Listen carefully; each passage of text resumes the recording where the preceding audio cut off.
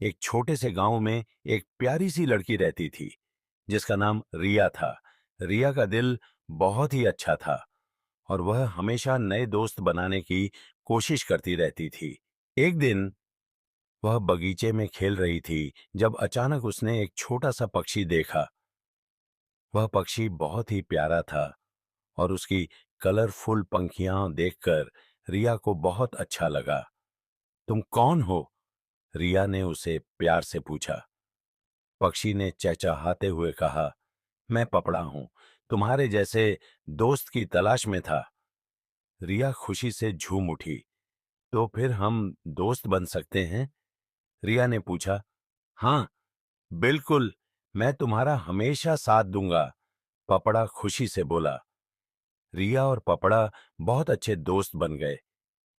वे हर दिन साथ खेलते, बगीचे में उछलते कूदते और नई नई बातें सीखते। एक दिन रिया ने पपड़ा से पूछा, तुम उड़ते हुए कहाँ जाते हो? पपड़ा मुस्कुराया और कहा, मैं आकाश में उड़कर बहुत दूर दूर तक देखता हूँ। जहां तक मेरी आंखें देख सकती हैं, वहां तक मैं उड़ सकता हूँ। रिया ने सोचा, काश मैं भी उड़ सकती। फिर उसने पपड़ा से पूछा, क्या तुम मुझे उड़ा सकते हो? पपड़ा ने थोड़ी देर सोचा और कहा, मैं तुम्हें आकाश में नहीं उड़ा सकता, लेकिन मैं तुम्हें एक तरीका बता सकता हूँ। रिया ने उत्सुक होकर पूछा, वह तरीका क्या है? पपड़ा बोला, तुम्हें बस अपने सपनों में उड़ना सीखना होगा।